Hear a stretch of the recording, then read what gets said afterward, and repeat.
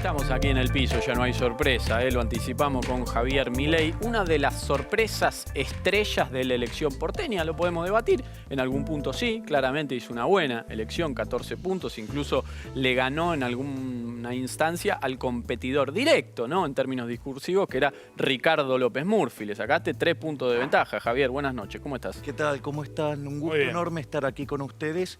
Y efectivamente, sí, le sacamos 3 puntos de ventaja. Y teniendo en cuenta que él jugaba con el aparato oficialista de la ciudad y nosotros éramos una estructura nueva, y eso me parece que es un elemento interesante, pero como elemento todavía más interesante es el 25% de los porteños se expresó que tiene afinidad con el liberalismo. Sí. Por lo tanto, eso me parece un tema no menor de cara a noviembre, en especial teniendo en cuenta que la lista de Juntos por el Cambio, de los 10 primeros lugares, 9 son socialdemócratas, así es que vayamos por la opción de primer mejor. Está claro que todos saben quién sos, pero por las dudas, ¿lo repasamos?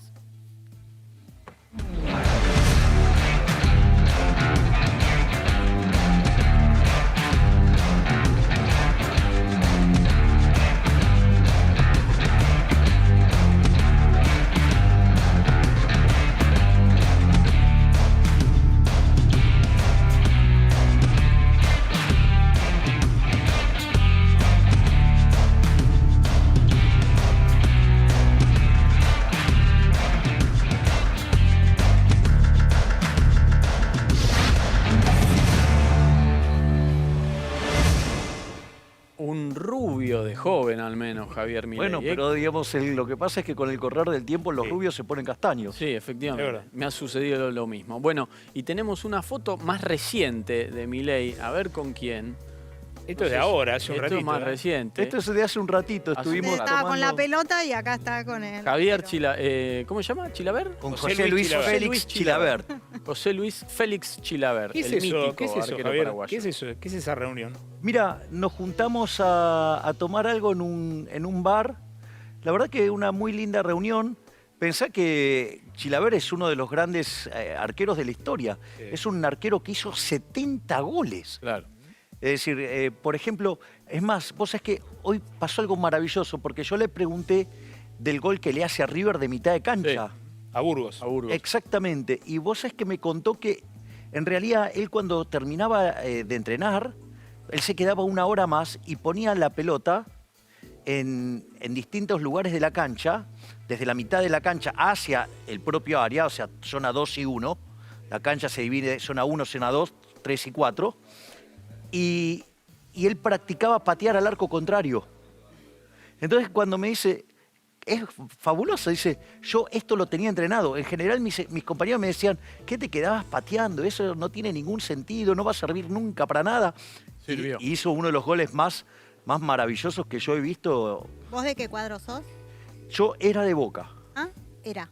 ¿Por qué no era sos de más de Boca. Boca? ¿Renuncia a eso? Sí, ¿Por qué? sí, porque cuando Angelici lo echó a Falcioni, a pesar de haber hecho una excelente campaña para traerlo ya en la última época de Riquelme, Sí. me pareció que eso era un acto populista. Y digo, bastante que ya vivo en un país populista, como para además, o sea, ser hincha de un equipo que toma decisiones populistas. Entonces dejé de ser de Boca. Y es más, cuando lo volvieron a reincorporar a Gago, que a mí me parece una de las grandes mentiras de la historia del fútbol argentino. ¿Y qué querés? Un 5 que tiene menos marca que la salada.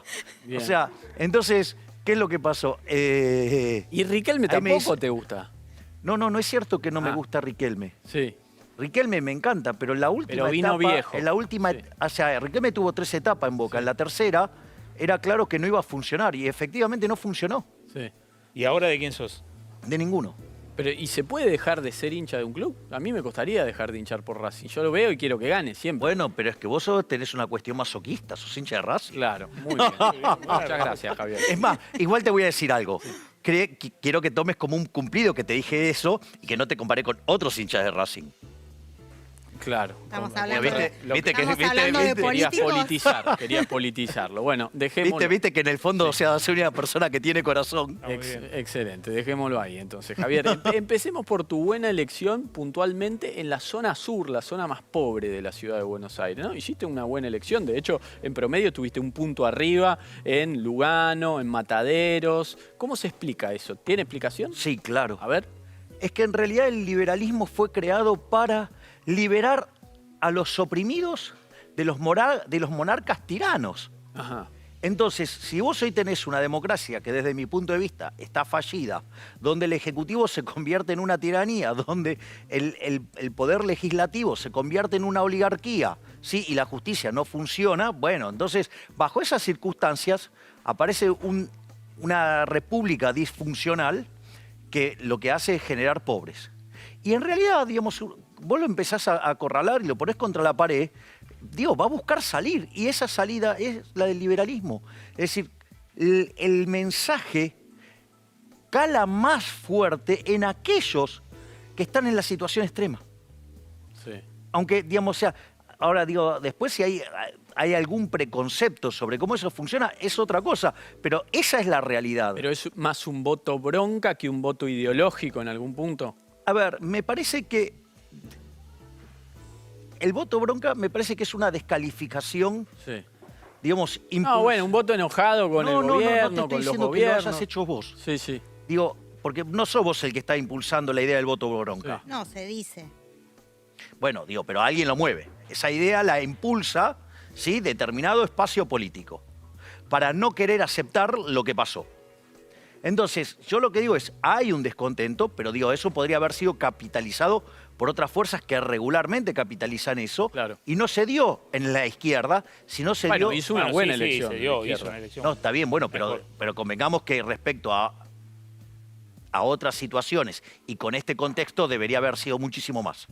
Bueno, crecieron Sí, los dos. La Crecieron izquierda ustedes creció y la mucho y izquierda. vos sos un fenómeno que logró juntar 14 puntos sin Ahora, venir de la política. Javier, el otro día entrevistábamos acá al padre Pepe, un religioso que tiene una visión territorial importante y está en el territorio.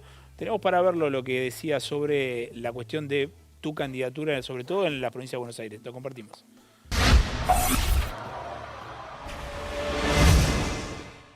¿Palpás Sí. enojo también y yendo un poquito más allá, una especie de simpatía con una figura que tiene un discurso muy antipolítica, que es Javier Milei? ¿Palpaste esto en la Cárcova, por ejemplo? No, acá no. En el Gran Buenos Aires eso realmente es, más bien se lo conoce, yo creo que la gente no lo conoce más que por la televisión, ¿no? Acá no, ese tipo de planteo en los barrios populares no existe. Estos fenómenos, por ejemplo, ni se dan, no tienen ningún tipo de presencia en ¿Y los por qué barrios. se...? Vamos por partes. Sí. Yo no estoy en la provincia de Buenos Aires. Eso está claro. O sea, y yo, digamos, estoy en la ciudad autónoma de Buenos Aires y lo que hice fue caminar el territorio de la ciudad autónoma de Buenos Aires. De hecho, por una cuestión de profilaxis con el propio José Luis Sespert, separamos las campañas Bien.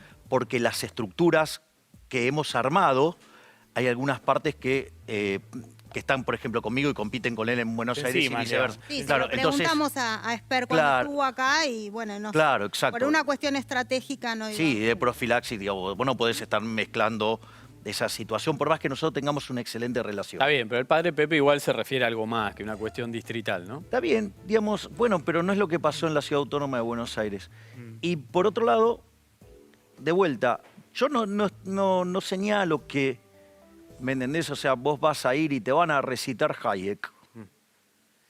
Pero las intuiciones están, aunque parezca mentira. Nosotros tenemos videos de las caminatas y te puedo asegurar que el concepto, digamos, de vuelta, no es Hayek puro, está claro, ¿no? O sea, pero que el concepto está. Y me Sí, parece- hay votantes instruidos que pueden votarte y también desconocer absolutamente. Claro, exactamente. Bien, exactamente, ese es el punto. Es más, si ustedes me permiten, yo solo voy a hacer un par de notas de color. En una tenida académica que tuve con Alberto Venegas Lynch, hijo, que es el máximo exponente del liberalismo de toda la historia de Argentina y uno de los máximos... No creo que Alberto se haya alineado con alguien políticamente. Y ¿qué es lo interesante? Él lo que decía es que él veía que este nuevo fenómeno era... No tenía claro si era más grande que el de la UCD o el de los 80, por decirlo de alguna manera, pero lo que le sorprendía era la cantidad de jóvenes y que estaban muy instruidos. O sea, ese era un tema que a él le llamaba poderosamente la atención. Al margen que hicimos la tenida académica en la Universidad de Belgrano, le habíamos apuntado al aula, al salón más grande, hubo que abrir los 3 salones y tuvimos que usar 3 aulas magna por la cantidad de gente que se había juntado. Pero al margen de esa situación, y hay otra situación muy interesante, que es de Berti, que es hijo de Alberto, que un día, digamos, él yendo a ver mi obra de teatro, El Consultorio Milei, dice que cuando va al baño estaban los chicos discutiendo sobre Rothbard. Mira. Digo, con lo cual, me parece que no hay que subestimar tanto a la gente, digamos, los políticos cuando, digamos, no les gusta el resultado, tratan de poner la explicación en otro lado. Me parece que, porque además es bastante problemático fumarse, digamos, mi candidatura por lo que manifiesto. Entonces es más fácil decir, es un indignado, es alguien que, no sé, tiró la moneda al aire y le salió, digamos, la libertad avanza y puso la libertad Vos avanza. decís que la política no se fuma que te haya ido bien. Exactamente. Les cae recontra antipático. Bueno, Seguramente va a ser... Al que más antipático le cae, por ejemplo, es a Larreta. bueno, vos te... Digo, vos el Larreta otro hizo día- de todo para sacarme de la cancha. Sí. De hecho, no solo lo hizo conmigo, digo, también se lo hizo digamos, a Manes en la provincia de Buenos Aires. Digo, el propio Rubinstein lo declaró, digamos, que armó, digamos, esta suerte de lista para tratar de perjudicarme. Bueno, digo, ok, digamos, Ahora, vos- Vas a tener no que estás- convivir con esos sectores en diputados. no sé a qué definís convivir. No sé, decime vos. Mira, yo, digamos, o sea, yo vengo a hacer en la política un planteo moral. Es decir, los proyectos que pasen o lo que fuera tiene siempre un paraguas moral. Entonces hay cosas que yo, por ejemplo, nunca voy a hacer. Por ejemplo, nunca te voy a subir los impuestos, nunca te voy a crear nuevos impuestos, nunca voy a ir contra la libertad y nunca voy a ir contra la propiedad. Ya con solo eso yo estoy del otro lado de la corporación política. Pero no solo eso, si vos te fijás, yo tengo una interpretación moral de la política. Y esto, ¿por qué, digamos, es un cambio de enfoque frente a la política? Porque yo te digo de repente, ¿vos estás a favor del robo? No, claro que no. Y si yo te digo, ¿estás a favor de la corrupción? No me gusta la corrupción. Bien, exacto. ¿Hay algún político que lo esté? Bueno, pero a ver, pero entonces, bueno, está bueno el punto. Porque entonces te digo, bueno, pero el Banco Central te roba 5 puntos del PBI con impuesto inflacionario. Que es un robo directo desde la casta política hacia la gente de bien que se rompe el lomo laburando. Con el agravante de que es un impuesto recontra regresivo que le pega entre 25 y 30 veces más fuerte a los sectores más vulnerables, ya sea los que vos podés definir como pobres o, por ejemplo, los jubilados. Ahora, Javier, vos tenés una crítica a la casta Y política. eso es eliminar el Banco Central. El otro día te abrazaste con Patricia Bullrich en un estudio de televisión. Sí. Cruzaron algunos elogios, digamos. ¿Cómo se explica eso? Porque, a ver, yo dentro de lo que es la casta, digamos, o sea, yo separo grupos con los cuales puedo tener más o menos afinidad. A mí, por ejemplo, dentro de la pseudo-oposición, no tengo nada que ver con, por ejemplo, los radicales, que son la Internacional Socialista, mucho menos con la Coalición Cívica, que son más de izquierda que los radicales, y tampoco tengo nada que ver con las palomas que están adentro de Juntos por el Cambio. Sin embargo, con los halcones tengo puntos de encuentro. Y no es solamente ese mi punto de encuentro. En mi propia lista, por decirlo de alguna manera, para hacerme cargo directamente, hay liberales, libertarios, conservadores y gente de centro derecha. Y además, como si todo esto fuera poco, yo no tengo ningún problema con las estructuras peronistas republicanas, ya sea menemistas, los peronistas, el peronismo federal, el peronismo republicano, o sea, No, Claro, pero eso no hay, Pichetto te no hay- gusta. no hay mucho de eso. No hay mucho de eso. bueno, está bien, no importa, no es una cuestión, no es un problema de quantum, Sí. es un, digamos, a ver, pero prefiero tener algo, un bloque homogéneo, por decirlo en términos de ideas, y que me pueda poner de acuerdo con algunos lineamientos básicos para sacar a este país de esa catástrofe. Y después, bueno, si crece, crece. Y si la gente después no lo quiere, no crecerá y desaparecerá esta intención. Pero mi intención, si vos querés, en términos políticos, es trazar una línea entre la socialdemocracia. Esa es la línea. Entonces, todos los socialdemócratas y demás quedan de un lado. Todos los otros estamos del otro lado, que son los que acabo de mencionar. En ese sentido, Javier, ¿es imposible fantasear con una fórmula Bullrich-Milei, Milei-Bullrich 2023? Yo te puedo contestar con sinceridad. Sí, claro. Mira, el lunes, el lunes que tuve 12 horas de entrevistas, me llama Luis Novarecio, Sí. que además de considerarlo un excelente profesional, es un excelente ser humano y además tengo una relación de amistad con Luis. Entonces, cuando me pregunta, dice, ¿vos te imaginabas esto? Y yo le digo, te contesto con eufemismo o sin eufemismo, dado que soy Milei, me dijo, sin eufemismo. Claro. Entonces le dije, ni en pedo. Ah. A ver, si no me veía en esta situación hace 2 años, la pregunta es, con el descalabro macroeconómico que hay, con los problemas institucionales que hay, Sí. la verdad, pensar en el 2023 es el hiper largo plazo. Sí. O sea, al margen de que yo tenga una excelente relación con la señora Bullrich, a quien respeto, ¿sabes por qué? Porque va de frente, ¿sí? Porque dice las cosas como son. Cada vez que yo tuve una charla con ella, ¿sabes cuál es la característica fundamental? Nunca me mintió. ¿Y sabes a quién le reconozco la misma virtud? A la señora Cristina Fernández de Te Kirchner. iba a decir, porque Cristina también en su carta dice, yo no soy mentirosa. Claro, no, pero aparte Cristina viene, o sea, a mí, yo detesto la ideas de Cristina, pero ¿cómo no le voy a reconocer a alguien que me viene de frente? Te dice, te voy a comer el hígado, y cuando termina de decir eso está con la servilleta acá y los cubiertos apuntándote. O sea, te puede gustar o no, eso es otro problema. Entonces yo lo que valoro es la gente que van de frente. Lo que yo no me banco son los tibios. ¿Sí? De hecho, nuestro Señor Jesucristo decía, a los tibios los vomitaré de mi boca. Bueno, ¿por qué? Digo, porque, o sea, de repente venís a alguien que te soba el lomo y todo, y cuando te querés dar cuenta te metió un puñal en la espalda. Entonces yo prefiero que vos me digas de frente, ¿qué querés? Entonces, eso sí abre, digamos, un canal de diálogo cierto. Bueno, pero el capitán del equipo de Bullrich es Mauricio Macri, que vos no lo tenés conceptuado en esa línea, ¿o sí? Pues sabés que el tema con Macri es muy complicado, porque él tenía un discurso razonable antes de asumir. Después, cuando asumió, Durán Barba decía que era el nuevo socialismo, Marcos Peña decía que era socialista y popular, y él dijo que su gobierno era socialista.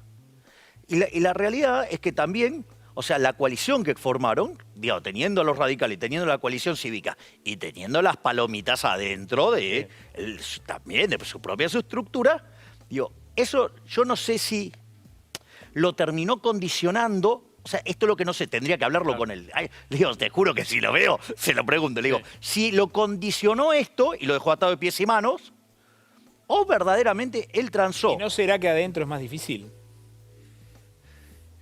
Vos empezaste diciendo que no querías planes sociales y después dijiste, bueno... No es cierto eso. No es cierto. Eso es un hombre de paja que me creó la izquierda, que suele hacer este tipo de cosas. A ver, los disparates que hace la izquierda. Por ejemplo, el señor Ramal en un programa de televisión me acusa de que yo quiero rescatar a los bancos. ¿Con qué los rescatas a los bancos? Con el Banco Central. ¿Y yo qué digo de hacer el Banco Central? Eliminarlo. Cerrarlo, con lo cual te das cuenta que es una inconsistencia. La otra cosa es que, mira, cuando vos haces un programa, el programa tiene que tener, más allá de las cuestiones políticas, que es lo que le termina dando el impulso final, tiene que tener 2 cuestiones técnicas. Una es la sustentabilidad y la otra es la sostenibilidad. La sustentabilidad es que, en el fondo, ¿sabes qué? Que cumplas con la restricción del presupuesto. O sea, no podés estar gastando más de lo que te ingresa, por decirlo de alguna manera. Pero la sostenibilidad es un concepto más complicado, porque no es solo que la cuenta dé, sino que además que no te estalle. Entonces, vos, por ejemplo, yo cuando yo hablo de cómo hacer el ajuste, vos fíjate que el ajuste, yo, digamos, las reformas estructurales las separo en 3 generaciones, primera, segunda y tercera generación. Y en la primera generación, toda la reducción del gasto público son sobre partidas que van contra la política. Y, dame un segundo, para después bajar impuestos, para flexibilizar el mercado laboral hacia adelante, no podés tocar a los insiders, y abrís la economía. En ese contexto vos vas a tener 15 años de muy fuerte crecimiento. Eso te va a permitir hacer reformas, por ejemplo, de segunda generación, como por ejemplo ir, por ejemplo, al sistema previsional y lo puedas arreglar sin tocar derechos, que por ejemplo puedas hacer un programa de retiro voluntario donde los trabajadores se van del Estado con una indemnización, pero se van con otro trabajo, ¿sí? Y después, otra cosa que vos podés hacer es que vos no le vas a sacar los planes sociales a nadie. En realidad, los van a dejar los planes sociales. ¿Por qué? Porque consiguen un trabajo mejor. O sea, y eso solamente sabes que te lo permite el crecimiento económico. Si vos alterás el ritmo de las reformas, ¿sabes cuál es el problema? Podés generar un desastre, podés generar un caos social. Y eso, digamos, o sea, en todos los trabajos míos, eso está perfectamente delimitado porque no es solo sustentabilidad, es sostenibilidad. Porque si la gente no se lo banca, te prende fuego el país. No, te digo porque el crecimiento, vos decís, bueno, te lo garantiza el crecimiento, estamos de acuerdo. Este año puede haber un crecimiento de 8% del PBI. No hay y crecimiento aún así, este año. Bueno, el año pasado cayó 10, te lo puedo tomar, pero digo, cuando hay un crecimiento alto, aunque sea un rebote, es difícil de repetir. O sea, Argentina tiene presupuestado un crecimiento de 4 para el año que viene. No, eso, con ese crecimiento solo no te alcanza para no, hacerlo. no. A ver, primero, vamos a poner las cosas en blanco y negro. Argentina, si todo sale como el gobierno tenía presupuestado, Sí. el PBI per cápita va a estar 15% debajo del que tenías en el 2011. Otro contexto.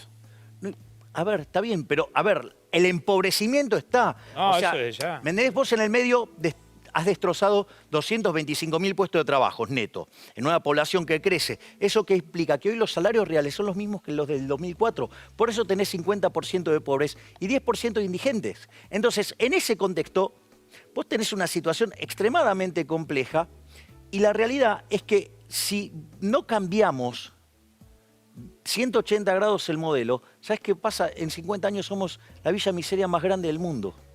Es decir, aparte no es que estoy proponiendo algo que vos me decís, no, bueno, esto es un experimento de laboratorio tuyo. No, digo, esto tiene que ver con evidencia empírica, digamos, a nivel internacional y, digamos, o sea, y la experiencia argentina, digo, que es un caso, te puede gustar o no, digamos, o sea, 1860, 1895, de ser un país de bárbaro, 35 años, la primer potencia mundial. Bueno, digo, ¿se puede hacer? Sí. ¿Quién replicó esta experiencia más recientemente? Australia, de ser discúlpame, no Australia, Irlanda, de ser el país más pobre de Europa, ¿sí? Tiene un PIB per cápita 10% mayor que el de Estados Unidos. ¿Se puede hacer? Sí. Pero lo primero que vos tenés que tener es un diagnóstico. Yo creo que el problema acá está en el diagnóstico. Está bien. O sea, no creo que la gente sea mala. Creo que hay un problema de diagnóstico.